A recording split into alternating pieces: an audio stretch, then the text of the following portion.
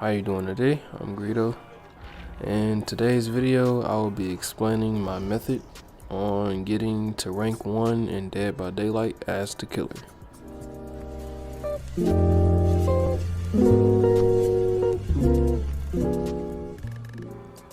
Before we get into the video, there will be a few requirements that I'd like to go over.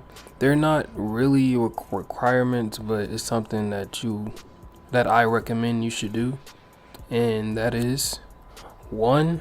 Get some good headphones, and 2. Cut your sensitivity up on killer pretty high. Reason B for the sensitivity is because, when they try to pull stuff off like this or like this, you will be right with them and it'll be way easier to deal with.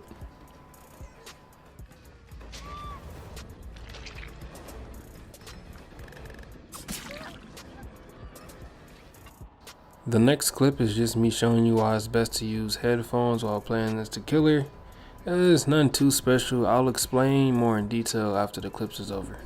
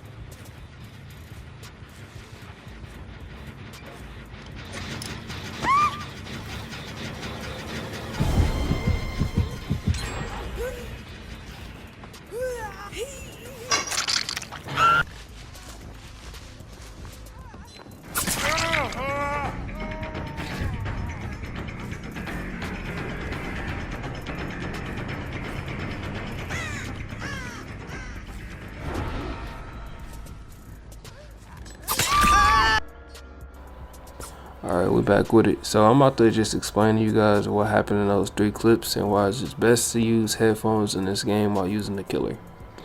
So in clip number 1, you would hear generators being worked on more easily. Like in clip number 1, it was just like I could pass by 3 generators, but the 4th one is being worked on for sure. Like, if you was using like maybe a TV audio, it'll probably be a little bit harder for you.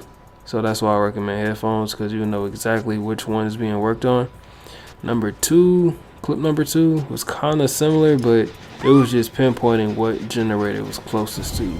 So I had the one in the building and I had one to my right of me. The right of me was closer, the one in the building was a little bit farther, so I'm like, alright, skip it.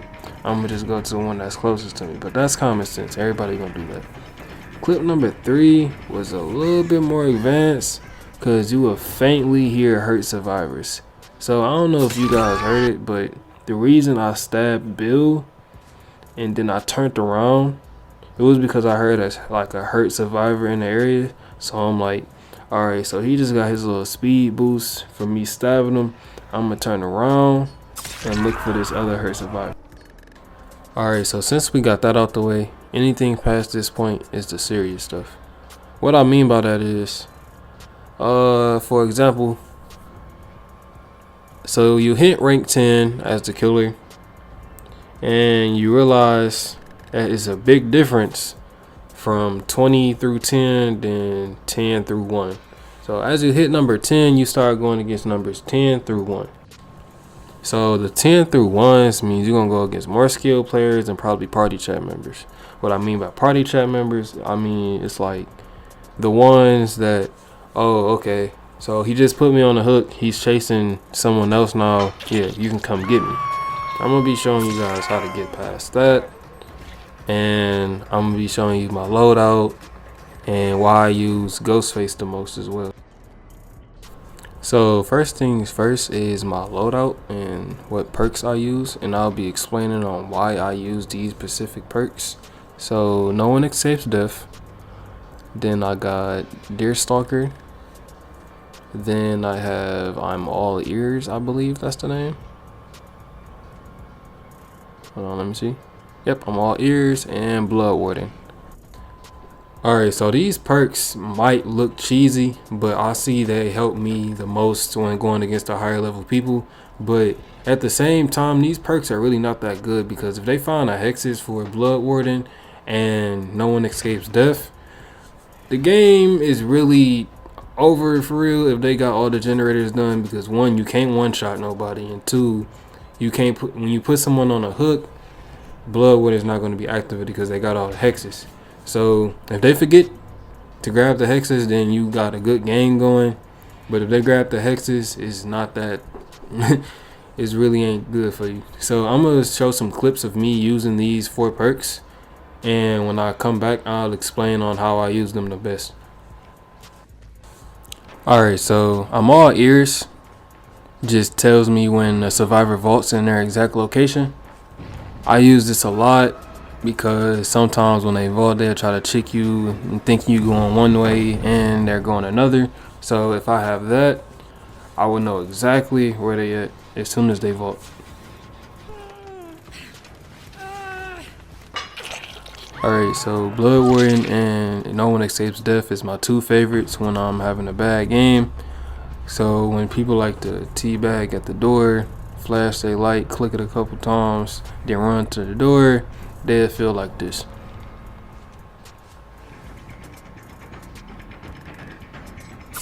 Yeah, so he's sick. I know he was sick. And it was crazy because like after I hooked him, I didn't even go after the other person. I just stood right there the whole time and waited until he died.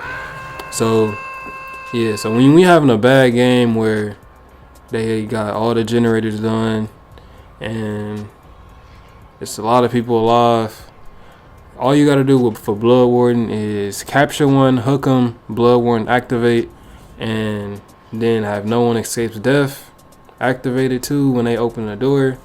So then you have like a whole corpse party right there. But if they get the hexes for both of those, or say if they get all your hexes in the map, none of them will be able to activate. So that's why I said a couple minutes back, like if they get all your hexes, it's bad. So yeah, so just watch out for your hexes and keep those 2 perks on when you're going against the 1 through 10s. One more thing is I never got on the sensitivity more in detail. So what I like to have my sensitivity on is like around 80. It don't have to be 80, just make it to where you can do like a really quick spin, because the people that like to juke you, they'll like run around you, do a little circle around you, and if you could pull off a swing and do a 360 as well, you'll hit your hitbox, or their hitbox will be in the circle, and it'll stretch out your hit range too. So just try that as well. Other than that, pick your favorite killer. The last thing we'll be talking about is how to deal with the party chat players. So what I mean by that is, like I said in the beginning of the video, it's like, hey, I just got put on a hook and he's chasing someone else now. You can come catch me now, or you can take me off the hook. So I'm gonna show y'all my method on how to deal with that. And these, matter of fact, I'm gonna just make it 2 clips. Yeah, I'm gonna just make it 2 clips so y'all get the gist of what I do. And here we go right now.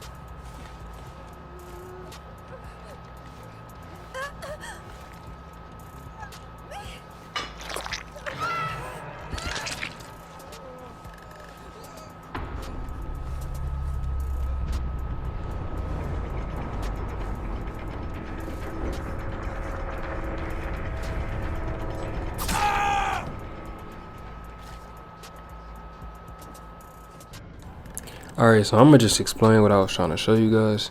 So basically, this is what I do. I'll hook someone on the hook. I'll look for the nearest person, chase him for a little while for him to give a message off, maybe be like, hey man, you can get him off the hook now because he's on me. But really, I'm about to turn around and look back at the hook to see if the person is getting him off. So after I see that, I'm gonna run back to the hook, knife the person that was just on the hook, or maybe the person that's taking him off the hook if I'm fast enough. Or knife the person that's taking him off the hook, knife him one time, then after you do that, go after the person that was just on the hook. Because the person that's taking them off might have a speed boost after you knife them. So yeah, so just try that out. That's what I do.